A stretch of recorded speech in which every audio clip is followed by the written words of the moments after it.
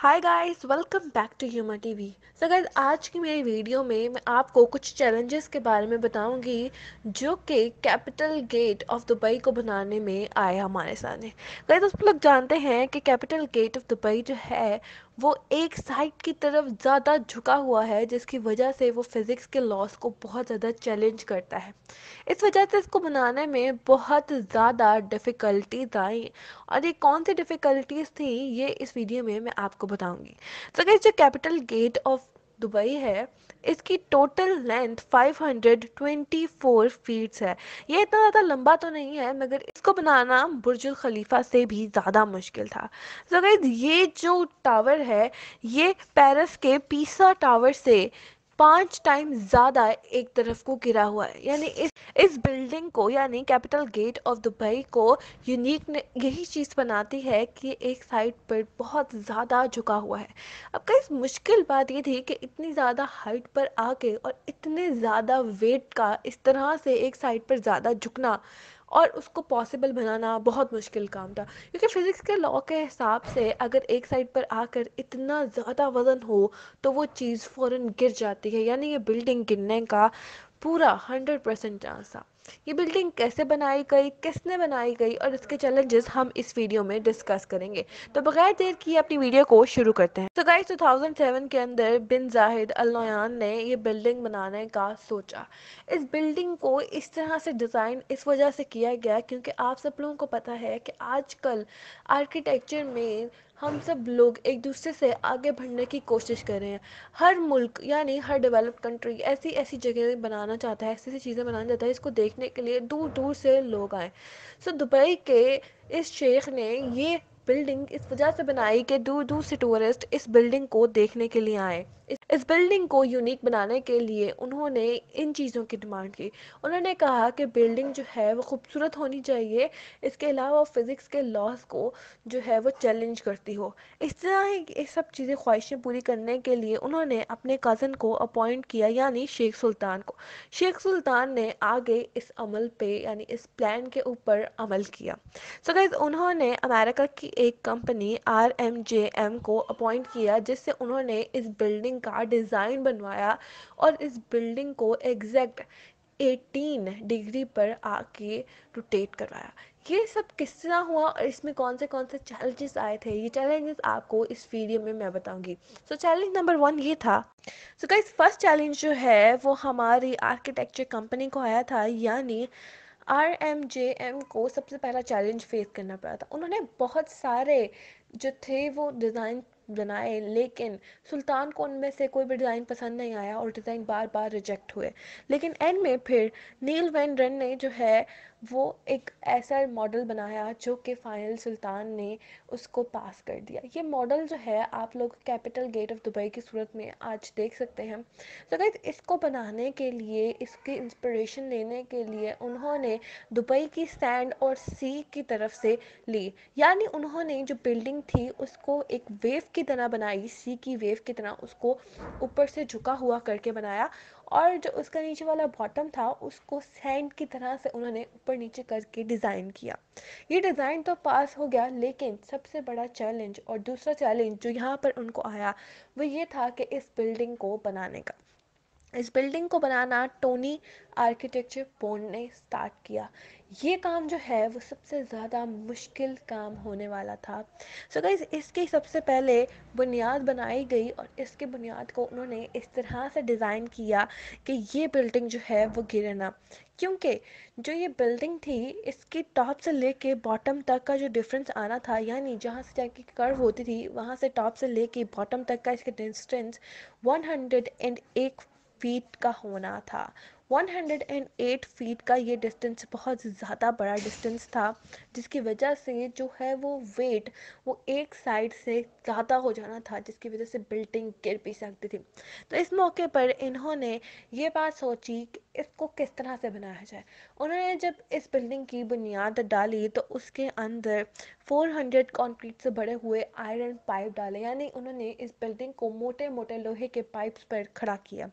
उन्होंने सिर्फ वो हिस्सा जहाँ पर ये झुकना था, जहाँ पर ज़्यादा झुकाव आना था, वहाँ पर इन्होंने 200 लोहे के पाइप डाले जिसके अंदर उन्होंने कंक्रीट भरा। यानी इन्होंने इस तरह से इसको प्लान किया कि एक साइड से कंक्रीट की लंबाई ज़्यादा रखी जाएगी, यानी जिस जगह पर आकर झुकाव आना था, यानी कर्व होना था, जैसे बिल्डिंग थोड़ी डाउन होनी थी, उस साइड के इन्होंने रोड लंबे रखे बनस्बत दूसरी साइड के छोटे रखे कंक्रीट के लोहे के पाइप, ताकि दोनों साइड पर इक्वल प्रेशर आए और बिल्डिंग ना गिर सके।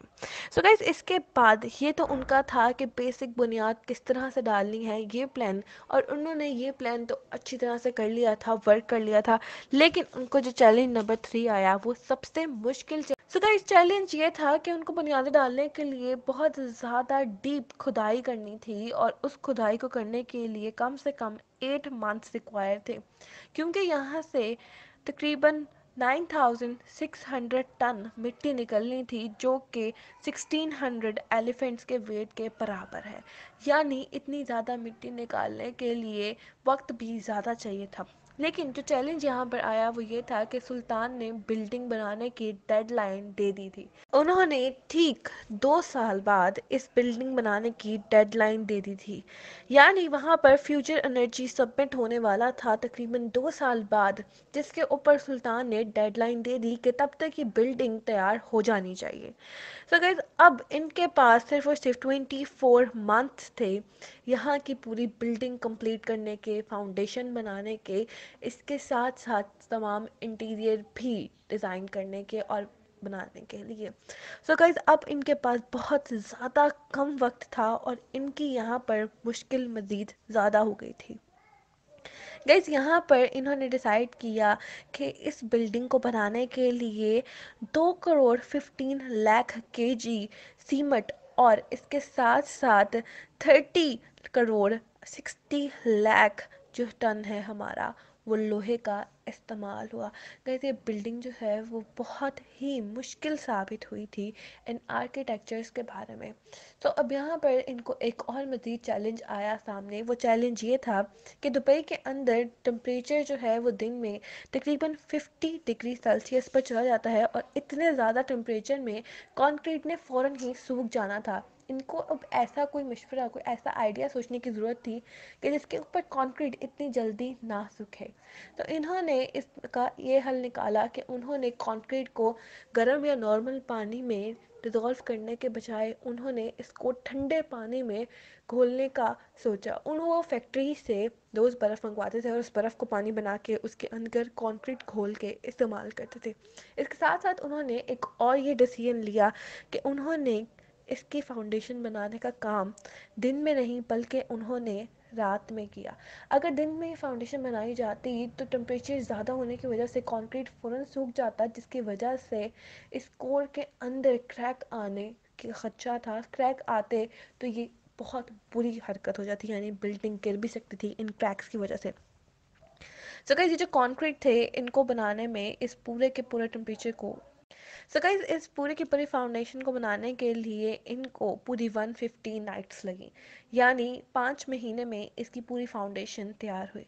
सो अब इनके पास दूसरा मसला था, वो ये था कि फाउंडेशन तो तैयार हो गई, अब बिल्डिंग कैसे तैयार होगी। इस बिल्डिंग नॉर्मल जो हम लोग बनाते हैं उसके अंदर हार्ड कोर यूज़ होता है, लेकिन ये हार्ड कोर जो होता है वो सीधा बनाया जाता है। अब ये बिल्डिंग जो थी वो कर्व थी, तो इसको किस तरह बनाया जाता। फिर तो गाइस, यहाँ पर आकर आर्किटेक्चर ने अपनी रिवायती सोच को छोड़ा और उन्होंने इस बिल्डिंग का जो कोर है उसको थोड़ा कर्व्ड डिज़ाइन किया। उन्होंने कहा कि इसका कर्व्ड डिज़ाइन बनाया जाएगा, इसका कोर और इसके बाद जो आउटर है फिनिशिंग वो डिज़ाइन के मुताबिक कर ली जाएगी। अब कोर को तो ये लोग कर्व्ड बनाने लगे थे, लेकिन इसमें भी इनको बहुत ज़्यादा मसला फेस हुआ। जो चैलेंज था वो ये था कि ये कोड तो कर्व शेप बन गया, लेकिन उसके बाद इसको जो बनाया, यानी इसके 8 के फ्रेम बनाया गया वो लोहे का बनाया गया। इसके अंदर पूरे 760 लोहे के फ्रेम लगाए गए, जो कि सारे एक दूसरे से मुख्तलिफ थे। इस फ्रेम का एक एक बिल्डिंग का फ्रेम जो है वो एक से डिफिकल्ट शेप में, वो एक दूसरे से डिफरेंट शेप में था, क्योंकि ये जो बिल्डिंग थी उसको इस तरह से बनाया गया था कि इसके अंदर एक तरह से फ्रेम इस्तेमाल नहीं हो सकता, इस वजह से 760 डिफरेंट शेप्स के फ्रेम लगाकर इसको बनाया गया। सो गाइस अब बिल्डिंग जो है वो पूरी तरह तैयार हो गई थी, यानी मज़ीद और 5 मंथ लगा के उन्होंने ये पूरी की पूरी बिल्डिंग का आउटर लुक तैयार कर ली थी और साथ साथ इसके ऊपर विंडो पैनल्स भी लगने शुरू हो गए। अब बिल्डिंग ऑलमोस्ट अपने बनने के करीब थी, लेकिन उनको बहुत बड़ा चैलेंज जो सामने आया वो चैलेंज ये था कि उनको दुबई के सुल्तान की तरफ से कॉल आई और उन्होंने ये कहा कि उनको ये कैपिटल गेट के ऊपर एक हेलीपैड भी चाहिए। इस चीज़ को सबसे ज़्यादा डिफ़िकल्ट चैलेंज माना जाता है सारी आर्किटेक्चर टीम की जानिब से।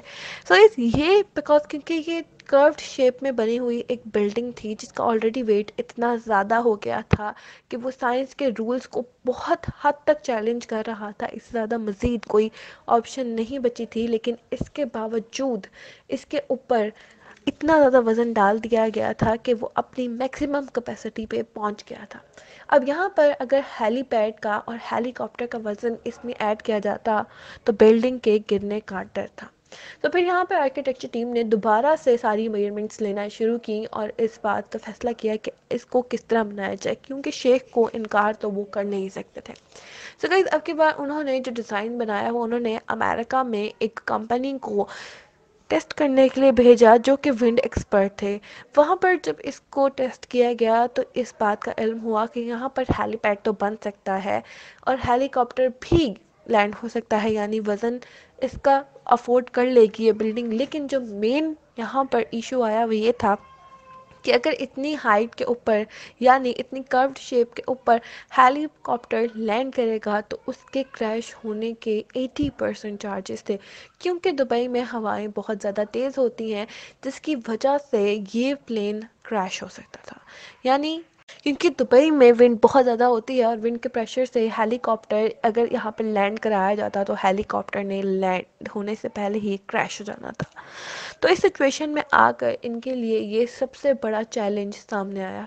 जो विंड एक्सपर्ट थे उन्होंने इस मॉडल के ऊपर बहुत सारे एक्सपेरिमेंट किए जिससे उन्होंने ये बताया कि अगर हम हेलीपैड की लंबाई को थोड़ा सा कम यानी उसको 2 मीटर मज़ीद कम कर देंगे और इसके साथ साथ हेलीपैड की अगर हम शेप चेंज कर देंगे तो फिर यहाँ पर हेलीकॉप्टर जो है वो क्रैश नहीं होगा। उसके बाद इस पर मज़ीद जब विंड टेस्ट किए गए तो फिर ये बात सच साबित हुई, यानी कि अगर हम इसका डिज़ाइन और इसकी लेंथ कम करेंगे तो यहाँ पर हेलीकॉप्टर क्रैश नहीं होगा। ये बात इनके लिए बहुत बड़ी खुशखबरी साबित हुई और उन्होंने दोबारा से इस बिल्डिंग के ऊपर काम करना शुरू किया और उन्होंने हेलीपैड भी बना दिया। तो गाइस अब यहाँ का प्रॉपर जो है वो लुक तैयार हो गई थी, इसके साथ साथ उन्होंने इंटीरियर भी तैयार कर लिया। उन्होंने ये बिल्डिंग वक्त से पहले ही बनाकर शेख के हैंड ओवर कर दी और जो शेख को बहुत ज़्यादा पसंद आई। गाइस मुझे उम्मीद है कि वीडियो आपको पसंद आई होगी। अगर ये वीडियो आपको पसंद आई हो तो योमा टीवी को लाइक शेयर और सब्सक्राइब ज़रूर कीजिएगा। मिलते हैं बहुत जल्द एक नई वीडियो के साथ।